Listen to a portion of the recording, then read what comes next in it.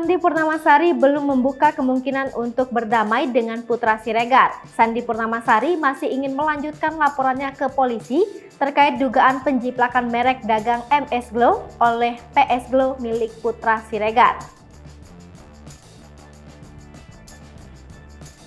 Arman Haris selaku kuasa hukum dari Sandi juga menuturkan bahwa belum ada opsi perdamaian sejauh ini.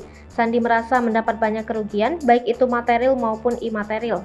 Oleh karenanya, ia masih ingin mendapatkan kejelasan secara hukum lebih dulu. Sandi Purnamasari sebagai salah satu owner dari MS Glow melaporkan Putra Siregar pemilik dari PS Glow. Laporan tersebut diserahkan sejak Agustus 2021 lalu. Gilang Widya Pramanah yang merupakan suami dari Sandi hanya berstatus sebagai saksi karena yang membuat laporan adalah Sandi.